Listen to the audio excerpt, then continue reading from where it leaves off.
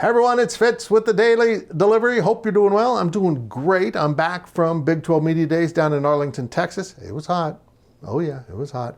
And back in Manhattan. It's good to be home.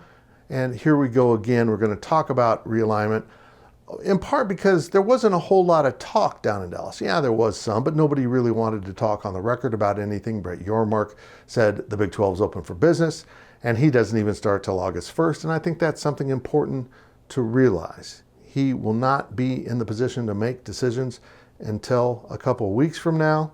So give him time, and I think we'll see some Big 12 expansion. What this daily delivery is about, though, is the demeanor of some members of the national media, the same members who less than a year ago, because it was just the week after Big 12 Media Days when Oklahoma and Texas declared they were going to the SEC, those media members declared the Big 12 dead and useless and had no value in college athletics.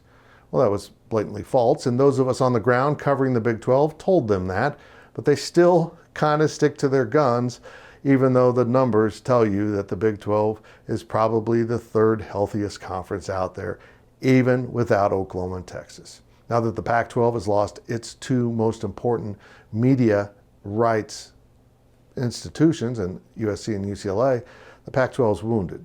But instead of declaring the Pac-12 dead, they're now declaring that the Big 12 needs to merge with the Pac-12. The Pac-12 that also said last year that nobody in the Big 12 was worth their time.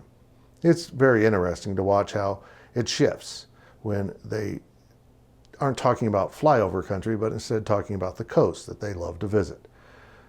Well, I'm just going to point this out. There's a time and place to dream of, a complete realignment of college athletics.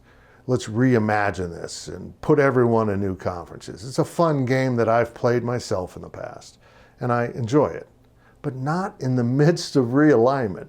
Declaring that parts of the Big 12 will be blown up and abandoned by college football is asinine and a complete waste of time. I can't grasp why so many members of the national media really don't understand what's going on behind the scenes of conference realignment. This isn't some game. This is a struggle for survival. And you wanted the Big 12 dead a year ago. You were rooting for it. You may not admit it, but boy, it sure sounded like it. And the Pac-12, well, it's got to be saved. We got to help them. No, the Big 12 is going to do what's best for the Big 12. It's something they haven't done all the time, but Brett Yormark, the new commish, will do exactly that. And he won't probably be reading any of your dream scenarios for rebuilding college football. He will be busy rebuilding the Big 12.